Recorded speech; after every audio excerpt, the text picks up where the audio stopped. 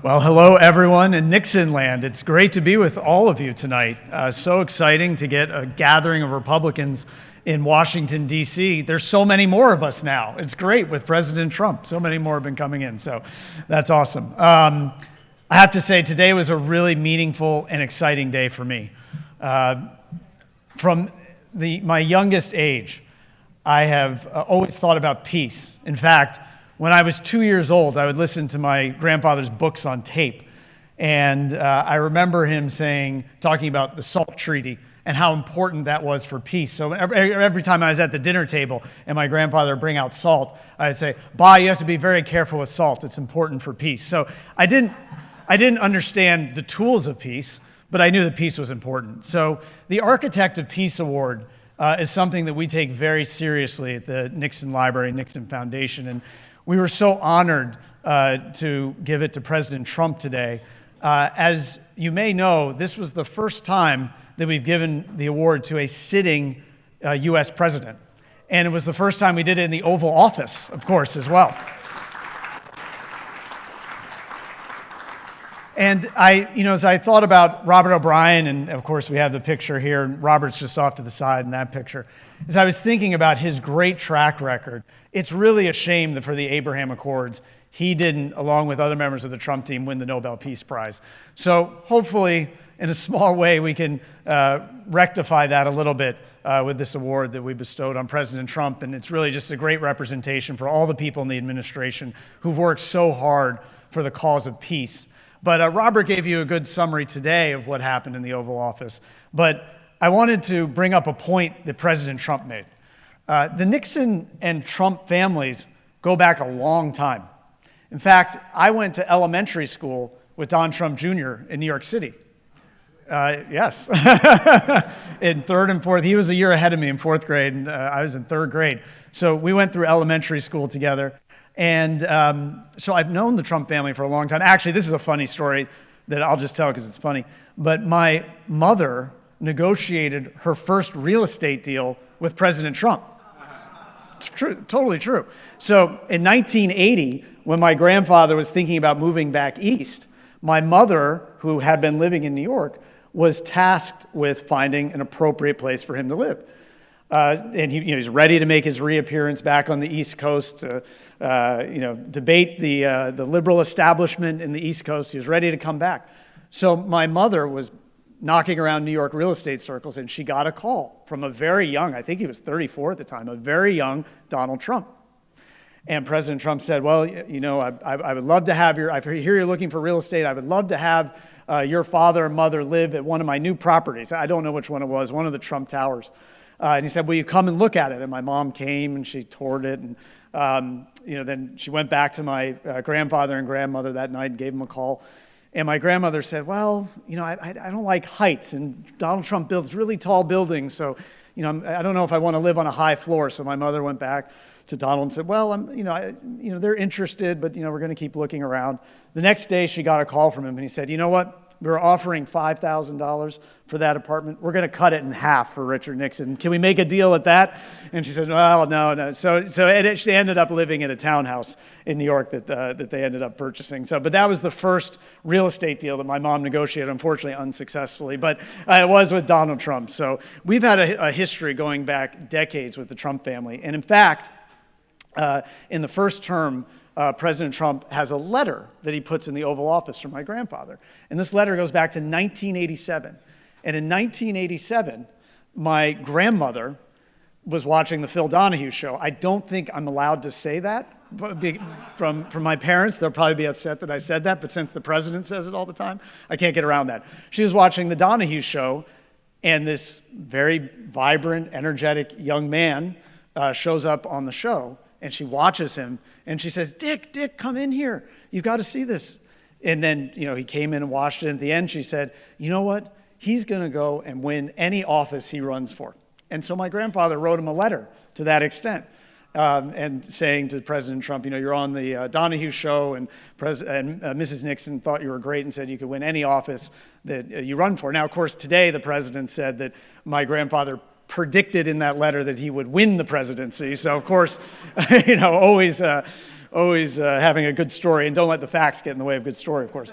But he kept that letter, and when he won the presidency the first time, he put it on the wall in the Oval Office in the first couple months of his presidency. So we've been very close, and the family's been very close for a long time. So getting back to this idea of the architect of peace, just 2 days ago, I was in California, the Nixon Library, and we were hosting Eric Trump. And he has a book out. It's gonna debut, it should debut on the top of the New York Times bestseller list. He sold over 150,000 copies in the first week. So I think that's too big to steal. Sorry about that line, but it's too big to steal, I think. So we'll have to be on top of on the New York Times bestseller list. But I was able to give a tour of the library with him, and we stopped in a couple places. And interestingly, he and John Voight both are interested in the same part of the library, which was our Alger Hiss exhibit.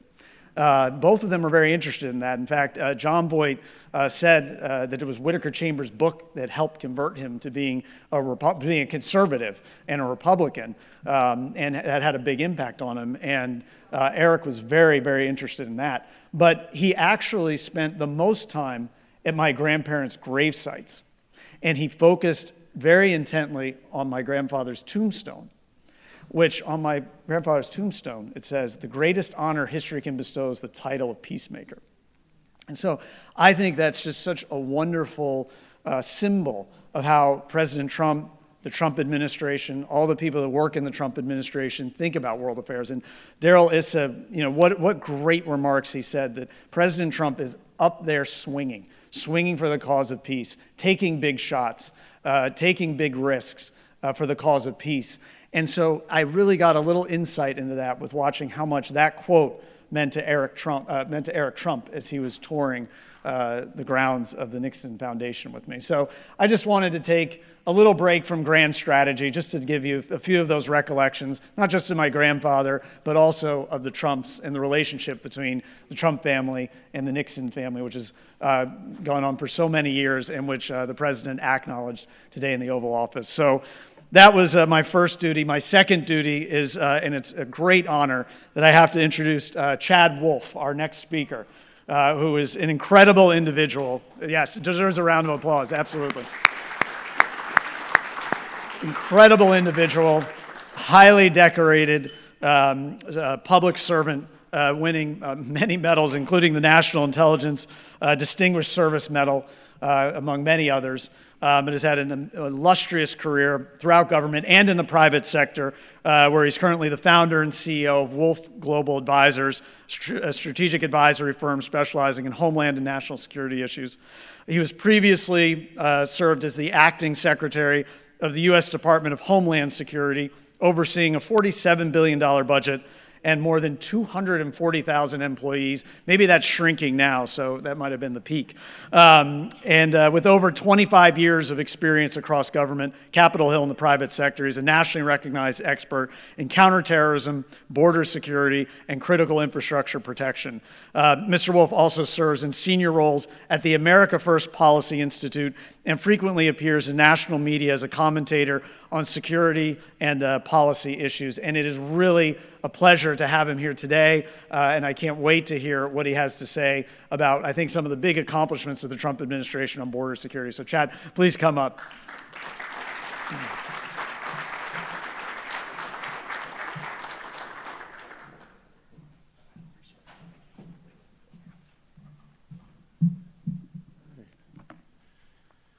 All right, good evening. How's everyone doing? Good? All right. Well, I want to thank the foundation for having me here today. Before I jump into my remarks, let me just recognize a couple of folks who, unfortunately, I don't think are actually here, but are involved with the foundation. These are two gentlemen that I served with during the Trump administration, what I like to say 1.0, and two gentlemen that I've continued to stay in close contact with and work in the years since, and that is, of course, Ambassador Robert O'Brien, a great patriot, a great public servant, and Secretary Robert Wilkie, who I know is also involved with the foundation. So I know Secretary Wilkie may be talking to you tomorrow a little bit, but I see him from time to time, and both of those individuals are just top top of the notch, top cream of the crop, and you're lucky to have them involved here. So it is a unique honor to be here with you to address the foundation. You know, this is an organization, and you know it better than I do, but the organization that's carried forth the vision and the legacy of President Nixon for over 40 years, and that is the president's enduring impact is one to remember, to honor, and to revere like we're doing tonight, as you have done in previous years as well. I would say too often when we look back at our history, we do so with either shame or cynicism. But for those of us in the room looking back on leaders like President Nixon, of course we talk a lot tonight about President Trump, is something that is different. It's actually an opportunity. It's an opportunity to learn and to grow as a country, to take lessons from both the good things and some mistakes, our successes as well, and to become stronger and wiser for the future. Today marks, obviously we're at the 4th Annual Grand Strategy Summit. In 22, you hosted the first one. And in some ways, it doesn't seem like long ago, but in other respects, it seems like a very different era, right? The war in Ukraine had recently begun. Dangerous national security threats from across the world poured across our border at a record pace. Iran was aggressively moving towards the long-sought goal of acquiring a nuclear weapon. The Biden administration had just presided over the failed withdrawal of troops from Afghanistan, unfortunately resulting in the deaths of 13 American servicemen and women. That inaugural summit, Henry Kissinger, then nearly 100 years young, gave tonight's opening remarks, where he warned that America was in grave danger of forgetting the wisdom of the Nixonian strategic approach to the world. And Secretary Kissinger was right to worry. The previous administration presided over the United States becoming rudderless. Our foreign policy dismayed our allies and emboldened our enemies. And I don't think it's hyperbole to describe it as a chaos of America last.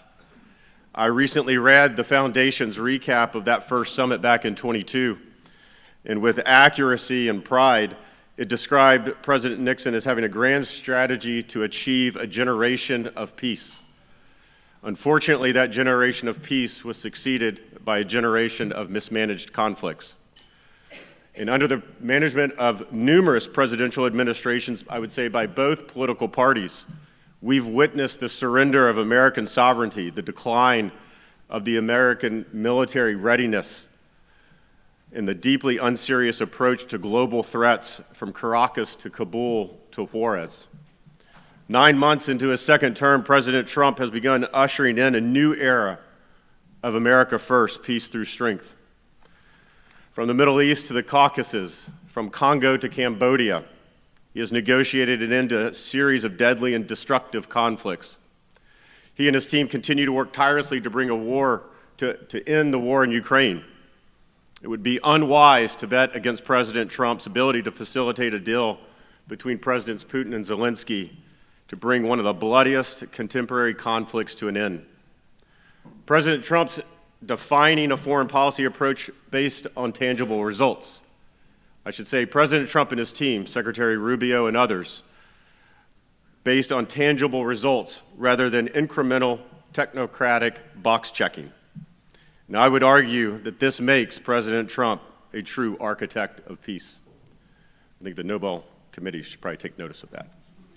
While previous administrations sowed drift and disorder, the Trump administration has restored direction and discipline. That discipline, which I call America First order, starts from a simple but long neglected premise that our borders are the frontier of our sovereignty. Under President Trump, the United States' national security has been redefined, and it begins at the border and it extends outward across the globe. Diplomacy, trade, security strategy are now tied directly to the homeland and protecting American people, the American way of life, and American interests. While Americans have long recognized the benefits of an interconnected world where information and commerce flow freely, we must understand the risk of doing so. Engaging with the world does not mean that the United States should abandon its rights and its duties as a sovereign state or to compromise its security. Openness imposes costs and risk at the same time, since adversaries exploit our free and democratic system to harm the United States. Today we see a set of actions that deliberately prioritizes strengthening controls over our borders and immigration system, both as central to national security, economic prosperity, and the rule of law. I think this approach emphasizes the obvious. A nation that cannot enforce order on its own borders cannot promote security and order abroad. We understand that this opposite, in America lacks chaos, is not merely a failure of management, it is a collapse of purpose. The boundaries of a nation are where its will takes form, the lines by which a people declare their right to order and to peace. When those borders dissolve, the very idea of citizenship dissolves with it. This, of course, is not a new insight. President Nixon himself acknowledged the importance of maintaining sovereignty over the United States borders. He pointed out rightly, and I quote, that the problem with the illegal aliens is one in which an administration after administration has wrestled with without too much success, end quote. I suspect our 37th president would be gratified that at long last we have an administration and we have a president that understands the border's existential threat and has taken swift and meaningful steps to get it under control. In President Nixon's era, the threat of illegal immigration was largely understood primarily in economic terms. There was justifiable concerns that a lot of the migrants, the vast majority who were Mexican at the time, undercut wages for Americans. Today, the threat of our borders is far better organized, far more dangerous, and far more global. From 21 to 24, in 4 years, we had over 400 known or suspected terrorists attempt to enter the country through our porous southern border. Included Iranian nationals, Chinese Communist Party members, cartel leaders, and other violent offenders. Only now, under this administration, are we beginning to understand the threats that were allowed into the country as we reestablish the rule of law. So how can a country conduct an effective foreign policy with adversarial nations while ignoring or downplaying those same threats as they walk in American neighborhoods? The answer is they can't. An America First approach to national security understands this. I would say the Trump doctrine doesn't silo the Department of War, State Department, or the Department of Homeland Security. Instead, it aligns the entire bureaucracy around a simple but necessary strategic goal. Immigration enforcement, economic security, and national security are now inextricably linked. And let's be clear, the cartel members that are engaged in human trafficking and the smuggling of illicit narcotics are not your common criminal. They are sophisticated transnational criminal organizations. They are terrorist organizations that control territory, that export violence, that control government officials, and endanger Americans. In Venezuela and Mexico specifically, the cartels are effectively agents of the state and operate as hard power holding up highly compromised and in some cases very corrupt regimes. These cartels long ago declared war on the American people, and the American people under the Trump administration are waking up to this fact, and we are responding in kind. Immediately after his inauguration, President Trump ordered an all-of-government approach to this threat. Again, the Departments of Justice, Homeland Security, Treasury, State, and War moved in concert. DHS scaled up operations to remove dangerous criminals, as they continue to do today. State began imposing diplomatic costs on nations refusing to take back their citizens. Treasury sanctioned trafficking networks, financial arteries. Cartels were designated as FTOs, and the pursuit began. This integrated campaign is America First order in action. Coordination, clarity, and courage, replacing drift and denial. So border security is not just an issue with our neighbors in this hemisphere. President Trump understood this long before others, that China's challenge was not confined to simply trade deficits. The challenge flowed through our ports, our universities, and increasingly across our own southern border. DOJ prosecutions have uncovered Chinese espionage in the heartland. In June of this year, two Chinese researchers at the University of Michigan arrested for smuggling a dangerous biological pathogen into the United States. Meanwhile, the Chinese Communist Party floods the Western Hemisphere with fentanyl precursors, a poison killing Americans each year, more dangerous than any war in our history. This is not just illicit commerce. This is a chemical warfare by proxy, and we need to understand that. President Trump has insisted that every conversation with Beijing must address one central question: how will China end its complicity in the poisoning of the American people? A generation ago, American leaders imagined the openness would change China. Today, we know the truth. Openness without order changes us instead, and not for the better. On the other side of the Atlantic, we've seen the bitter fruits grow when good intentions replace good governance. Under the banners of humanitarian compassion and multicultural progress, Western Europe has recklessly mismanaged the borders that has long preserved its civilization. That process began almost 40 years ago with the Schengen Agreement, which started as a process to provide visa-free travel among 5 culturally similar nations in northwestern Europe, metastasized into a civilizational self-destruction. By promoting unlimited freedom of movement across 29 countries and encouraging millions of refugees from other countries in the region to migrate, Schengen did more to destroy the sovereignty of once great nations. It guaranteed ever greater unrest, growing social mistrust, and the inevitable vanishing of ordered liberty.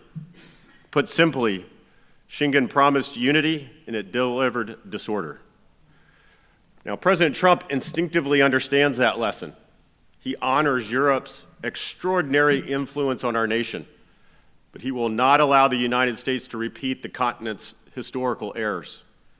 The dismantling of the West did not come by invasion, but by abdication, by leaders who mistook sentiment for strength and erased the very lines that define their nations.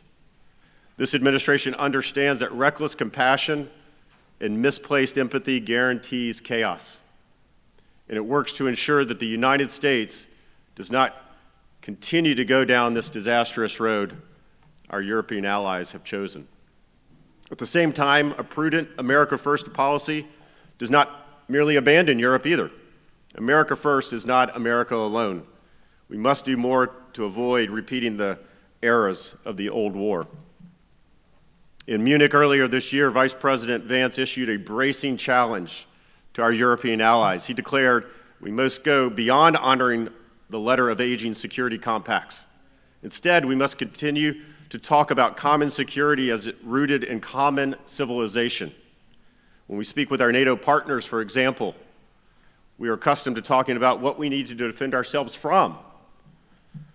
The Vice President put it, we need to do much more about talking what we're defending ourselves for.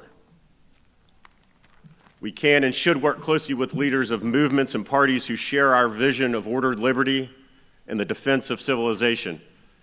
So much of who we are and what we are as American has been inherited from Europe. President Trump knows this, that the best interest of the United States is to encourage European nations to not only rediscover their own sovereignty, but to remember and reclaim their glorious heritage as well. Those same principles extend far beyond Europe. Whether in Asia, the Middle East, or the Americas, the first duty of every government, of every nation, is to guard its borders and preserve its own sovereignty. Our diplomacy now demands that each partner nation bear that responsibility. The alliances that endure for the next generation will be built upon self-respect and not dependency. A free world is possible only when its members are sovereign, only when it's convinced of their primary obligation is to protect their own peoples. Peace through strength is more than just a call to endless confrontation. It's a disciplined power applied with a purpose. It's the use of persuasion to create the conditions for a peace that really endures. In Ukraine, the president has pressed for negotiations rooted in reality, not rhetoric. In Gaza, he understands and demands that compassion serve the innocent, not those who cynically weaponize their suffering. When persuasion fails, President Trump has proven willing to order military action, some of which was talked about tonight. We have Operation Midnight Hammer against Iran, Operation Rough Rider against the Houthis in Yemen, and most recently, the strikes off the coast of Venezuela. The strategic, calculated, limited use of overwhelming force makes clear to friend and foe alike that America can and will act defensively to safeguard its interest and its people.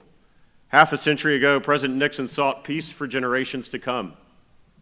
President Trump has renewed that vision and that mission, and by any and every objective measure, he has succeeded. He understood that peace is not just the temporary absence of conflict, it is the enduring presence of order. The United States does not impose that order by ruling others. Instead, it sustains order by ruling itself and encouraging other nations to follow that example. In September of '69, President Nixon told the United Nations General Assembly, and I quote, "The test of the structure of peace is that it ensures for the people of each nation the integrity of their borders, their right to develop peace and safety, and their right to determine their own destiny without outside interference." It's a remarkable line. When we speak of the 37th President's foreign policies, we focus, and not wrongly, on his overtures towards China, work in negotiating arms, limitations with the Soviet Union, yet for all of his encyclopedic understanding of international diplomacy, President Nixon understood that border security, national sovereignty are indispensable foundations of peace, security, and safety. More than half a century later, America finally has another president who understands that essential truth. The surest guarantee of peace is a strong America confident with its own identity. When our borders are secure, our alliances are credible. When our sovereignty is intact, our diplomacy carries weight. Under the leadership of President Trump, the American